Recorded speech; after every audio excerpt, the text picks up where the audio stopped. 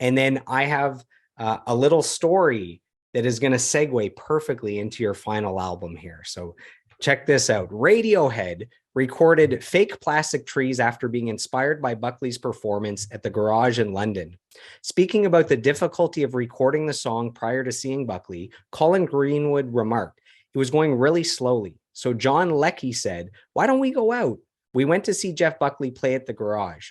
He just had a Telecaster and a pint of Guinness.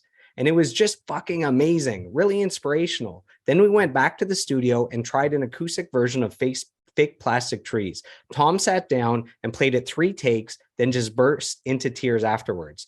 That's what we used for the record. Tom York has said that Buckley's performance gave him the confidence to sing falsetto.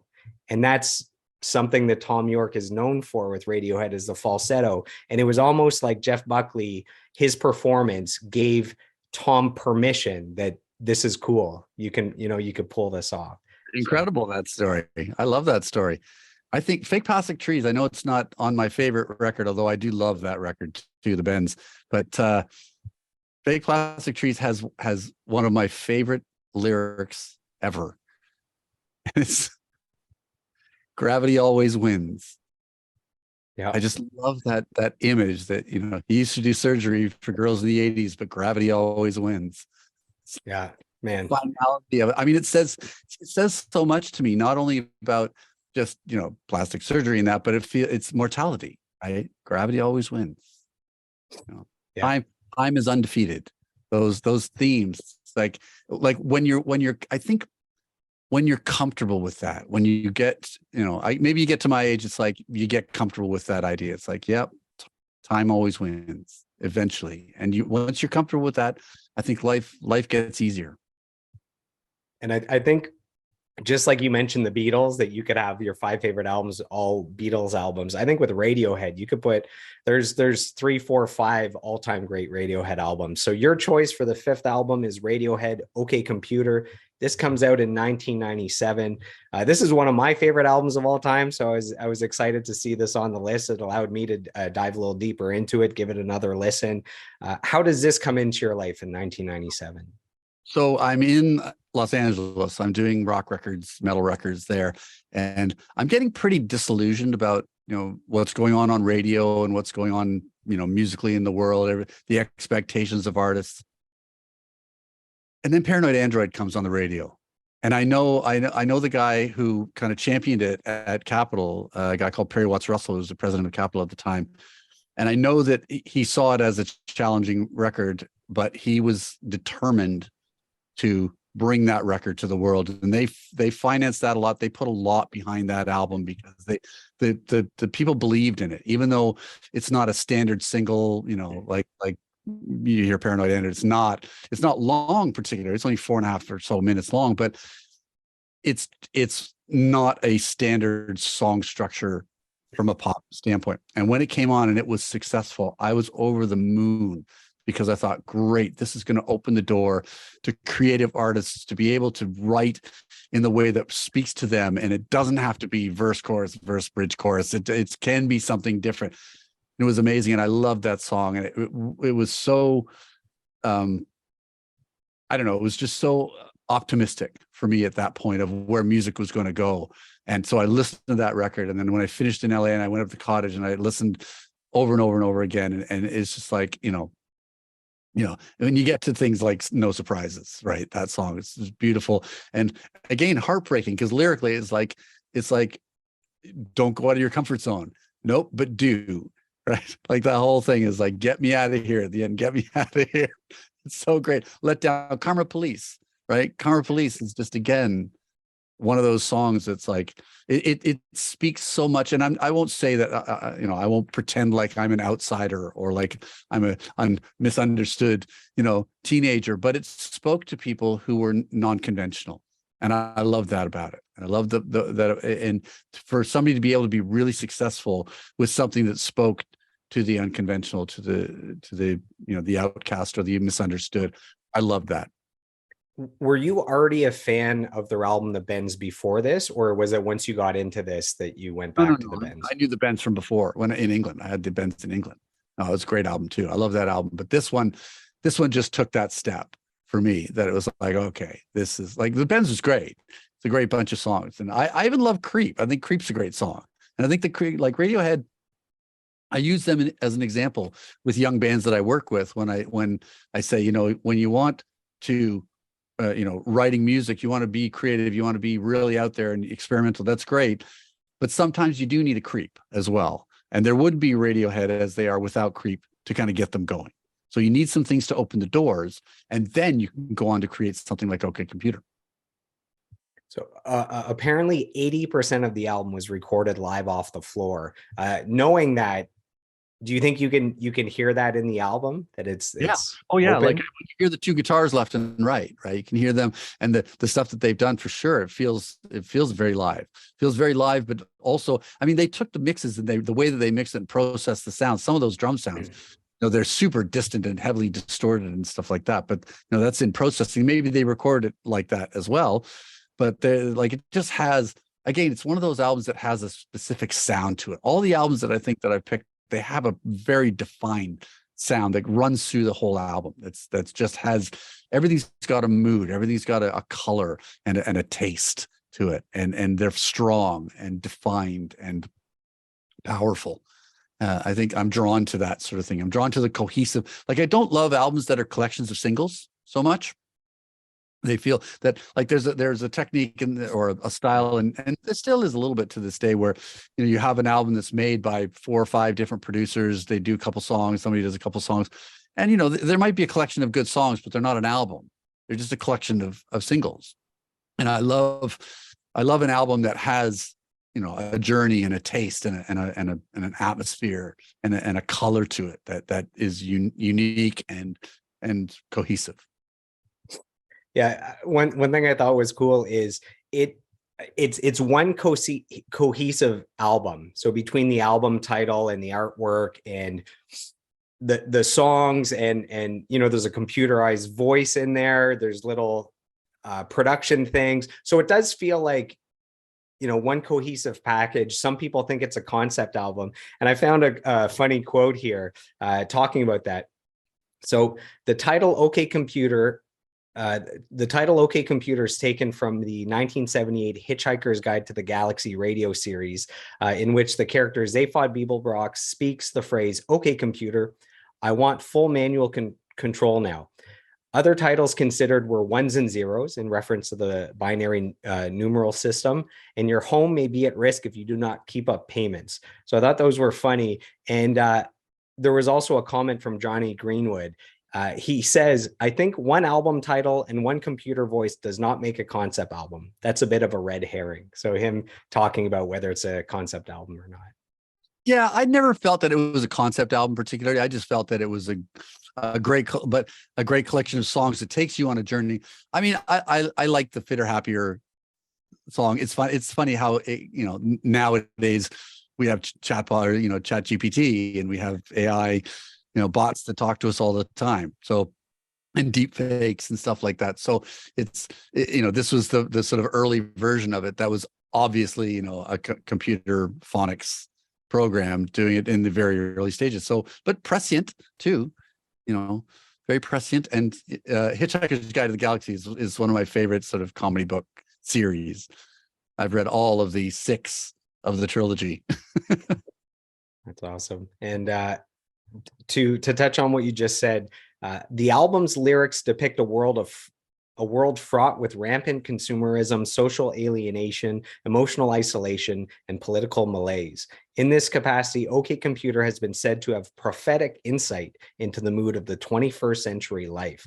So that was in '97. The big computer revolution comes a little later. It seems like they're kind of they could see into the future there.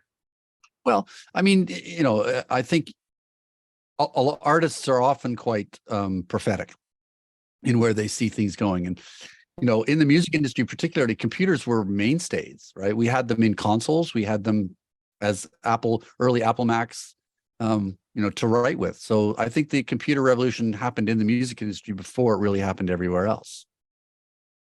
Yeah, we had the Pro Tools revolution at one point, which changed things up. Gave back in the Led Zeppelin days, it's like you had to go into a big studio. It was expensive. It felt like only a select group were able to make music. And Well, you, although Zeppelin 4 was remote, most of it, a lot of it was done in Headley Grange with a mobile truck, right? So they weren't in a big studio, but you did have to rent a big space and all the equipment to do it, which is a lot more than it is nowadays. you mentioned one person at the label that thought, it was a challenging album to market. Some other people at the label thought it was uncommercial, difficult to market, like you mentioned. Someone at the label even thought it would be commercial suicide, but it goes on to sell 7.8 million albums. It brought Radiohead to, the mainstream, becoming one of the biggest bands in the world, one of the biggest touring acts, and they've been that big ever since. When I wasn't even old enough to drink yet. I think I was about 17, and I was able to see Radiohead live in Montreal. This is around the Hail to the Thief album. And there was 60,000 people for one band. Normally it's like you go to a festival, and if there's 12 big bands together, they can pull 60,000. This is just one band, 60,000 people. I would say it's in the top 3 live shows I've ever seen, and probably the number one greatest light show I've ever seen. It was like mesmerizing as far as a light show. Have you ever seen them live? Were you able to catch them live at all? I've seen them a couple of times live. One of my favorites was actually in for that record. They played a TV show called was it Jules Holland, Late Night with Jules Holland or something like that, in the BBC studios. And my friend of mine at the time worked at the BBC, and she got me tickets. And the bill was Foo Fighters. Was it Foo Fighters, Radiohead? There was like a sort of soul band from South London, Katie Lang, and even just those 3 is pretty amazing. Yeah, but there was one more, and it was produced. Anyway, great bill. I've forgotten now what it was, but Radiohead played songs from OK Computer. It was incredible, and it was the sound in the studio was terrible because it was for TV. So it was just you could hear stage sound, and then there was a little PA for voices and stuff. The sound was not great, but the performance was amazing.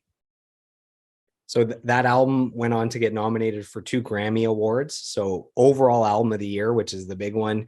And it won for best alternative music album. This is at the 98 Grammys. Something I thought you would like to do with production. So the band used unconventional production techniques, including natural reverb through recording on a staircase. And they had no audio separation. Yeah. So in that time period, we were all experimenting with sort of open control rooms and, bands playing in, a lot of the stuff I would do with Peter and his band was all in the same room, without very little separation. You might put some amplifiers in booths and stuff like that, but yeah, you just, you can do it with baffles and close miking and stuff like that. They recorded the OK Computer, a lot of it at Jane Seymour's manor house just outside of Bath, actually. Okay. And apparently most of Tom York's vocals were done on the first take. And he said that if he had gone back and done more and more and more, that you're always trying to chase kind of the first few natural takes. And, maybe there's kind of the joke that sometimes you can't quite understand all of the lyrics, like the pronunciation. And maybe that's a part of it where it came out this way, and maybe he could re-record it and lyrics would be more clear, but you're losing that heart and that original performance. Yeah. The kind of singer that he is, it very much is that he needs to do it like in one go and spew out the emotion, and you take what you get. I mean, he's a great singer.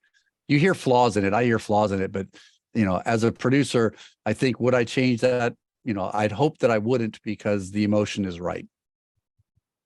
So I have 3 things from critics about this album. I have one final fan question, and then we'll wrap up. So critics described it as a landmark release of far-reaching impact and importance. Tim Footman said, not since 1967, with the release of Sgt. Pepper's Lonely Hearts Club Band, had so many major critics agreed immediately, not only on an album's merits, but on its long-term significance and its ability to encapsulate a particular point in history.